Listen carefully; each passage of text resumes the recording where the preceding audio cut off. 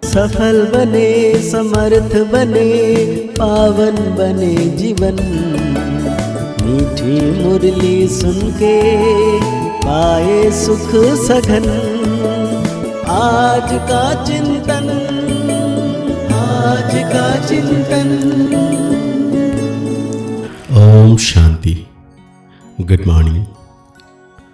स्नेह का सागर मीठा बाबा आज हम बच्चों को बड़े प्यार से कह रहे हैं, तुम बहुत समय के बाद फिर से बाप से मिले हो, इसलिए तुम बहुत बहुत सिकले हो। साथ में बाबा आज हम बच्चों को पूछ रहे हैं, अपनी स्थिति को एकरस बनाने का साधन क्या है। बाबा कहते हैं सदा याद रखो, जो सेकेंड पास हुआ ड्रामा कल पहले भी ऐसे ही हुआ था। अभी तो निंदा, स्तुति, मान, अपमान सब सामने आना है। इसलिए अपनी स्थिति को एकरस बनाने का जो लिस्ट है उसको पास्ट, उसके बारे में चिंतन मत करो। बाबा कहते हैं रूहानी बच्चों प्रति रूहानी बाप समझा रहे हैं। रूहानी बाप का नाम क्या है? शिव बाबा। वो सब रूहों का बाप है। सब रूहानी बच्चों का नाम क्या है? आत्मा। आत्मा का नाम तो आत्मा ही रहता है। यह भी बच्चे जानते हैं। सत्संग ठहरे, यह है सच्चा सच्चा सत्संग, जो सत बाप राजयुग सिखाकर हमको सतयुग में ले जाते हैं। ऐसे और कोई भी सत्संग व पाठशाला नहीं हो सकती है। यह भी तुम बच्चे जानते हो। सारा सृष्टि चक्र तुम बच्चों की बुद्धि में है। तुम बच्चे ही स्वदर्शन चक्रधारी हो। बाप बैठ समझाते हैं यह सृष्टि चक्र कैसे फिरता है। किसी को भी समझाओ तो चक्र के सामने खड़ा करो, अब तुम इस तरफ जाएंगे। बाप जीव आत्माओं को कहते हैं, अपने को आत्मा समझो। यह नई बात नहीं, जानते हो। कल्प कल्प सुनते हैं, अब फिर से सुन रहे हैं। तुम्हारी बुद्धि में कोई भी देहधारी बाप, टीचर, गुरु नहीं है। तुम जानते हो विदेही शिव बाबा हमारा टीचर भी है, गुरु भी है। और कोई भी सत्संग आदि में ऐसी बात नहीं करते होंगे। मधुबन तो ये एक ही है, वो फिर एक मधुबन वृंदावन दिखाते हैं। वो भक्ति मार्ग में मनुष्य ने बैठ बनाए हैं। प्रैक्टिकल में मधुबन तो यह है। तुम्हारी बुद्धि में है कि हम सतयुग त्रेता से लेकर पुनर्जन्म लेते लेते अभी संगम पर आकर खड़े हुए हैं। पुरुषोत्तम बनने के लिए हमको बाप ने आकर स्मृति दिलाई है। 84 जन्म कौन और कैसे लेते हैं वो भी तुम जानते हो। रूहानी बच्चों, तुम समझते हो रूहानी बाप क्या समझाते हैं। तुम्हारी बुद्धि जानती है शिव बाबा इस भगीरथ पर विराजमान है। हमको वही सहज राजयोग सिखा रहे हैं। और कोई मनुष्य मात्र नहीं जिसमें बाप आकर राजयोग सिखाए। वो बाप आते ही हैं पुरुषोत्तम संगम युग पर, और कोई मनुष्य कभी ऐसे कह ना सके, समझा ना सके। यह भी तुम जानते हो। यह शिक्षा कोई इस बाप की नहीं। इनको तो यह मालूम नहीं था कि कलयुग खत्म हो, सतयुग आना है। कहते ब्रह्मा को तो पता ही नहीं था कि कलयुग खत्म हो, सतयुग आना है। ये तो बाबा ने आके बताया। बाबा कहते हैं इनका अब कोई देहधारी गुरु नहीं है, और तो सब मनुष्य मात्र कहेंगे हमारा फलाना गुरु है, फलाना ज्योति ज्योत समाया। सबके देहधारी गुरु है, धर्म स्थापक भी देहधारी हैं। यह धर्म किसने स्थापन किया? कहते हैं ये धर्म किसने स्थापन किया? परमपिता परमात्मा त्रिमूर्ति शिव बाबा ने ब्रह्मा द्वारा स्थापन किया। इनके शरीर के नाम ब्रह्मा है। क्रिश्चियन लोग कहेंगे क्राइस्ट ने यह धर्म स्थापन किया। वो तो देहधारी है, चित्र भी है। इस धर्म के स्थापक का चित्र क्या दिखाएंगे? शिव का ही दिखाएंगे। शिव के चित्र भी कोई बड़े कोई छोटे बनाते हैं।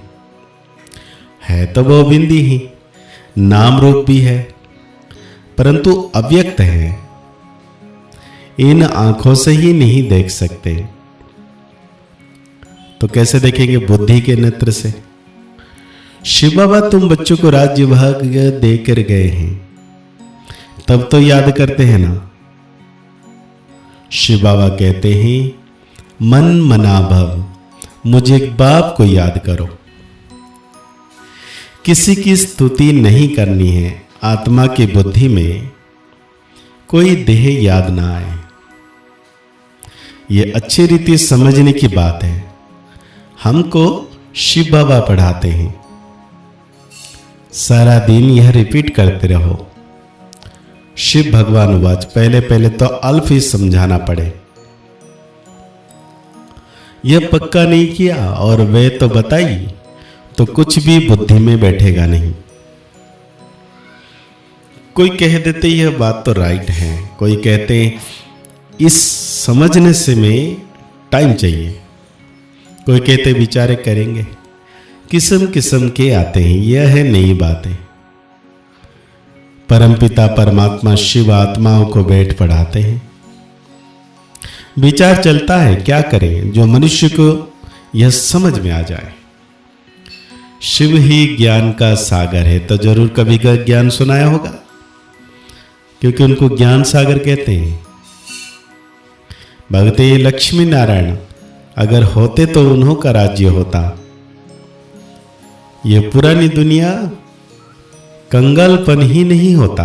अभी तो सिर्फ इन्हों के चित्र हैं, मंदिर में मॉडल्स दिखाते हैं। नहीं तो उन्हें के महल बगीचे आदि कितने बड़े बड़े होंगे, सिर्फ मंदिर में थोड़ी रहते होंगे। प्रेसिडेंट का मकान कितना बड़ा है। देवी देवता तो बड़े बड़े महलों में रहते होंगे, बहुत जगह होगी। वहां डरने आदि की बात नहीं, सदैव फुलवाड़ी रहती है, कांटे होते ही नहीं। वो है बगीचा। वहां तो लकड़ियां आदि जलाते नहीं होंगे, लकड़ियों में धुआं होता है तो बहुत दुख फील होता है। वहां बहुत थोड़े टुकड़े में रहते हैं, पीछे वृद्धि को पाते जाते हैं। बहुत अच्छे अच्छे बगीचे होंगे, खुशबू आती होगी, जंगल होगा ही नहीं। अभी फीलिंग आती है, देखते तो नहीं है। तुम ध्यान में बड़े बड़े महल आदि देखाते हो, वो तो यहां बना नहीं सकते। साक्षात्कार हुआ फिर गुम हो जाएगा। साक्षात्कार किया तो है ना, राजाएं प्रिंस प्रिंसेस होंगे, बहुत रमणीक स्वर्ग होगा। जैसे यहां मैसूर आदि रमणीक है, ऐसे वहां भी अच्छी हवाएं लगती रहती है। पानी के झरने बहुत झरते हैं। आत्मा समझती है हम अच्छी अच्छी चीज बनाएं। आत्मा को स्वर्ग तो याद आता है ना, तुम बच्चों को रियलाइज होता है। तो आज बाबा धारणा के लिए हम बच्चों को कहते हैं कोई भी ऐसा कर्म नहीं करना है जिससे किसी को दुख हो। कड़वे बोल नहीं बोलने हैं, बहुत बहुत खिरखंड होकर रहना है। किसी भी देहधारी की स्तुति नहीं करनी है।